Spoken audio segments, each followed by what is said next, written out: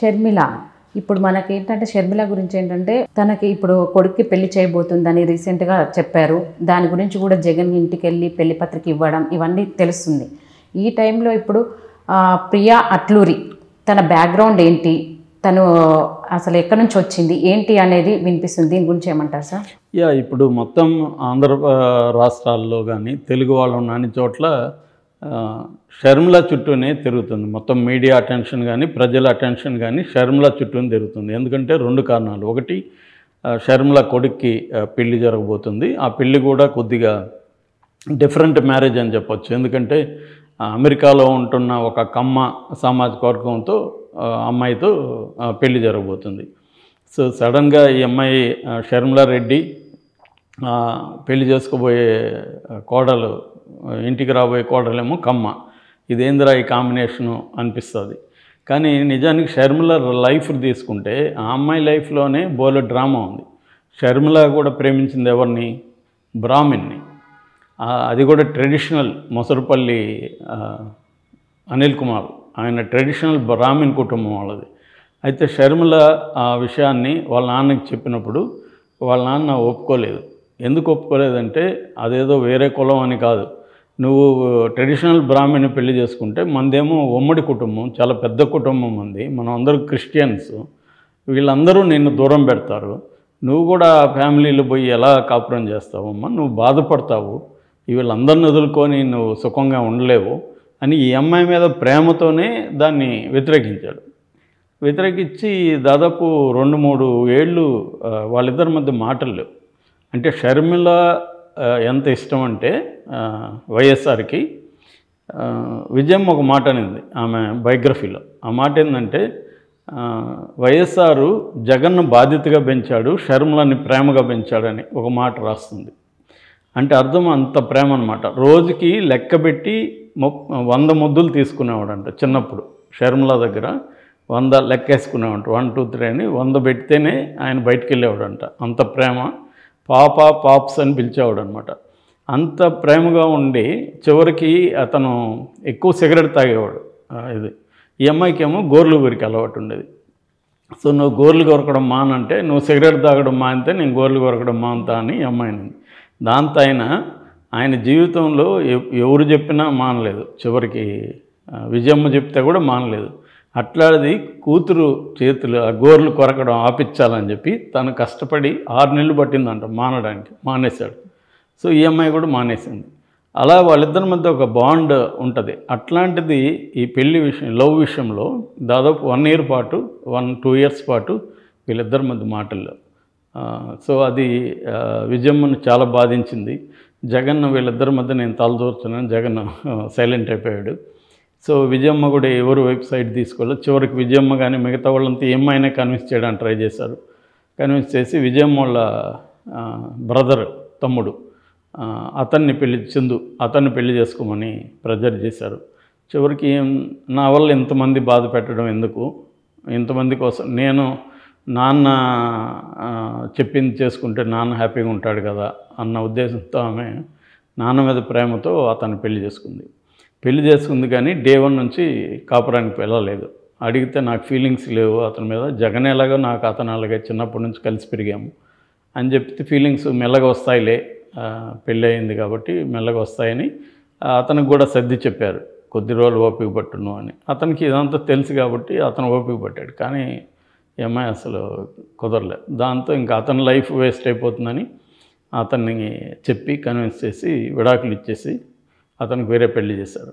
ఇప్పుడు ఈ అమ్మాయి ఒంటరిగా ఉండిపోయింది. అది వైఎస్ఆర్కి రోజు బాధ అయిపోయేది, నా వల్ల ఇలా అయిపోయిందని. దాంతో ఏమై నేను అమెరికా వెళ్తాను, కొద్ది రోజులు అక్కడ ఫ్రెండ్స్తో ఉంటానంటే సరే అని అక్కడికి పంపించారు. ఆ తర్వాత ఆమె ఒక రోజు ఇతను ఢిల్లీలో ఉన్నాడు వైఎస్ఆర్, ఏదో టెన్స్ సిచ్యువేషన్ అక్కడ హైకమాండ్ దగ్గర. ఆ టైంలో ఫోన్ వచ్చింది, నాన్న నేను అనిల్ని పెళ్లి చేసుకున్నాను అని చెప్పింది. ఒకసారి షాక్ అయిపోయాడు.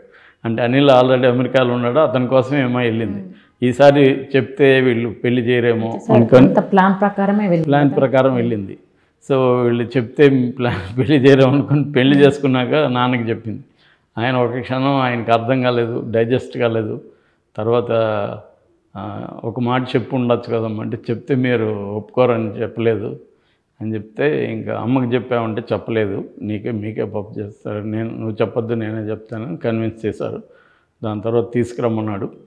దాని తర్వాత వైఎస్ఆర్ ఏం ప్లాన్ చేశాడంటే మొత్తం ఫ్యామిలీ టూర్ ఒకటి వేశాడు. అంటే ఇతన్ని అర్థం చేసుకుంటే అందరూ ఇతన్ని ఓన్ చేసుకుంటారు అని. ఆ ఫ్యామిలీ టూర్లో అనిల్ అందరితో కలిసిపోవడం ఇదంతా జరిగింది. ఆ తర్వాత అనిల్ వైఎస్ఆర్ వెరీ క్లోజ్ అయిపోయారు. చివరికి అనిల్ కూడా ఈ ఫ్యామిలీని అంత చూసి వీళ్ళ కోసం నేనే మారుతానని అతను మతం మారిపోయాడు, క్రిస్టియన్. ఆ తర్వాత అతను పెద్ద దాంట్లో ఎక్కడికి వెళ్ళాడు, అది వేరే విషయం. సో ఇది ఆమె లవ్ స్టోరీ. సో అలాంటి ఆమె కొడుకు వేరే కులంలో పెళ్లి చేసుకుంటే అది పెద్ద వాళ్ళకి షాక్ ఇప్పుడు ఉండదు వాళ్ళకి, ఎందుకంటే ఆమె పెద్ద షాక్ ఇచ్చింది కాబట్టి ఫ్యామిలీకి. ఆమెకి ఇదేం షాక్ లేదు. రెండోది ఏంటంటే ఈ ప్రియా అట్లూరి కమ్మ ఇదే. ఇంతకుముందు ఏం న్యూస్ వచ్చిందంటే ప్రియా అట్లూరి వాళ్ళ తాతయ్య అట్లూరి ప్రసాద్ చట్నీస్ చైన్ రెస్టారెంట్ దాని ఓనర్ అని ఫస్ట్లో వార్త వచ్చింది, కానీ అది అబద్ధం అని చెప్తున్నారు. ఇప్పుడు అట్లూరి శ్రీనివాస్ అట్లూరి, మాధవ్ అట్లూరి వాళ్ళిద్దరు ఏంటంటే వాళ్ళకి ఒక కన్సల్టెన్సీ సర్వీస్ ఉంది. ఆ కన్సల్టెన్సీ సర్వీస్ కోర్ ప్రొవైడర్ అని ఎల్ఎల్సి అంటారు. కోర్ ప్రొవైడర్ ఎల్ఎల్సి అని ఒక సర్వీస్ ఉంది, టెక్సాస్ బేస్డ్. ఇదేంటంటే ఇన్ఫో టెక్నాలజీ సర్వీసెస్ చేస్తారు. క్లౌడ్ బేస్డ్ కోర్ స్మార్ట్ అని cloud based data storage training ఇవన్నీ ఇస్తారనమాట. సో దాంట్లో ఈ బ్రదర్ అనిల్ కూడా వాళ్ళు ఫ్రెండ్సే, ఫ్యామిలీ ఫ్రెండ్స్ అనమాట. రెండోది వాళ్ళు కూడా క్రిస్టియన్సే, కమ్మ సామాజిక వర్గమే కానీ కమ్మ కులమే కానీ క్రిస్టియన్ కన్వర్టెడ్ వాళ్ళు కూడా. అందువల్ల వీళ్ళిద్దరూ ఈ అమ్మాయి రాజారెడ్డి ఇద్దరు కలిసి చర్చికి వెళ్ళేవాళ్ళు. ఆ చర్చిలోనే వీళ్ళకి ఫ్రెండ్షిప్ వచ్చిందనమాట. అది బేసిక్గా ప్రియా అట్లూరి బ్యాక్గ్రౌండ్. ఈమె అక్కడే పుట్టింది కాబట్టి అమెరికన్ సిటిజన్, ఆమె ఇండియన్కి సంబంధం లేదు. కాబట్టి ఇతనికి కూడా అమెరికాలోనే సెటిల్ అవ్వాలని కోరుకుంది. ఇక్కడ రాజకీయాల్లో కానీ దేంట్లో కానీ ఇంట్రెస్ట్ లేదు, సినిమాల్లో కానీ. ఇతను సినిమాల్లో కూడా వస్తాడని చెప్పారు, అదేం ఇంట్రెస్ట్ లేదు. సో ఆ రకంగా ప్రియా అట్లూరి కమ్మ సామాజిక వర్గం, ఇటు క్రిస్టియను ప్లస్ వ్యాపారంలో కూడా అనిల్కి పార్ట్నర్స్ వాళ్ళు. అనిల్ వ్యాపారాలను కూడా వాళ్ళు అక్కడ చూసుకుంటున్నారు ఇతను లేనప్పుడు. కాబట్టి అంటే క్లాసు కాస్ట్ అనే మనకు ఒక చర్చ నడుస్తుంది కదా, అంటే ఇక్కడ క్లాస్ పరంగా ఈక్వల్ క్లాస్ వీళ్ళిద్దరు. కాస్ట్ పరంగా దీంట్లో కులం అంటే ఇప్పుడు ఈమె రెడ్డి, హస్బెండ్ బ్రాహ్మణం, కొడుకు ఏం కులం అని చెప్పాలి, వాళ్ళకి కన్వీనియంట్గా రెడ్డి అని పెట్టుకున్నారు. నిజానికి కొడుకు కులం ఉండకూడదు, ఎందుకంటే ఇద్దరు ఇంటర్ కాస్ట్ పెళ్ళిలో పిల్లలకి కులం ఉండదు మామూలుగా. కానీ ఎవరు కన్వీనియంట్గా వాళ్ళు కులం పెట్టుకుంటారు. కొంతమంది రిజర్వేషన్ ఉంటే అందులో ఒకరు దళిత అయితే దళిత పెట్టుకుంటారు, రిజర్వేషన్ వస్తుంది కదా హెల్ప్ అవుతుందని.